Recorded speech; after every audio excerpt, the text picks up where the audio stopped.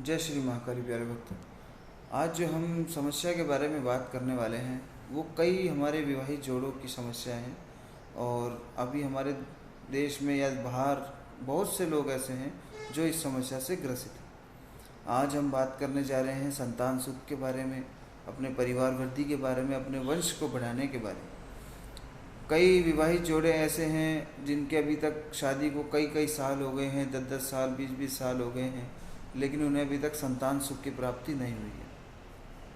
या जिन्हें संतान सुख की प्राप्ति हो गई है उनकी संतान उनके कहने में नहीं आती है, उनकी बात नहीं सुनती है, वो गलत राह चुन के अपने गलत रास्ते पे जा रहे हैं और सही रास्ते पे उनके माता पिता जो हैं उनको ला नहीं पा रहे। तो ये कई तरह की समस्याएं हैं संतान के बारे में।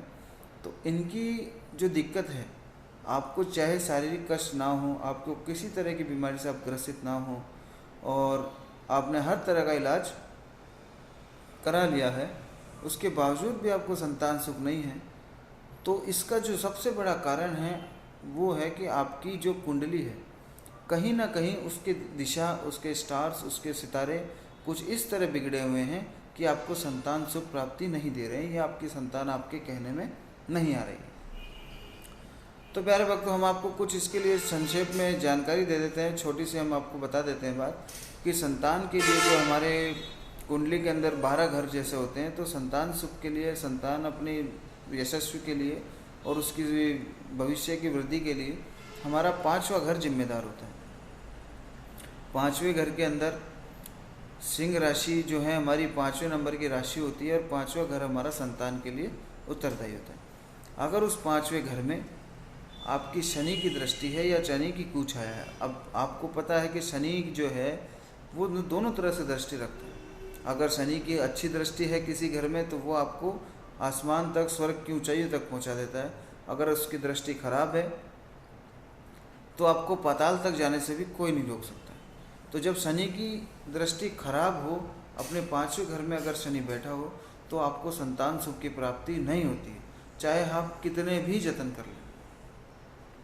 और यदि आपके संतान हो गई है तो वो आपके कहने में नहीं आती है, वो गलत राहों पे चली जाती है।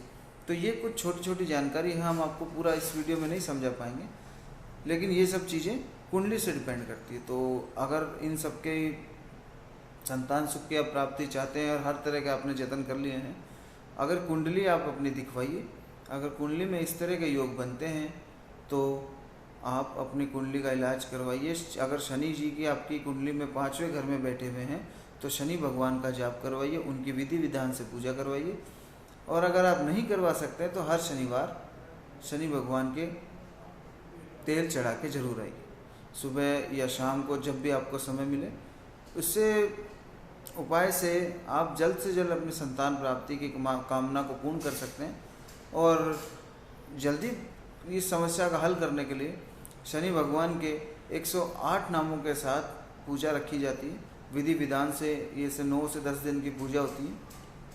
इसके अंदर आपकी कुंडली में जो भी ये शनि भगवान के दोष लगे हुए हैं, इनको हम सब दूर कर सकते हैं।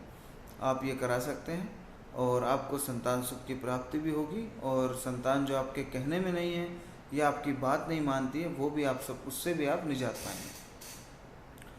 इस तरह की समस्याएं हर व्यक्ति के जीवन में आती रहती हैं और कुछ लोग संसार में नास्तिक हैं, कुछ आस्तिक भी हैं जो नहीं मानते, उनके लिए भी ये चीज़ है।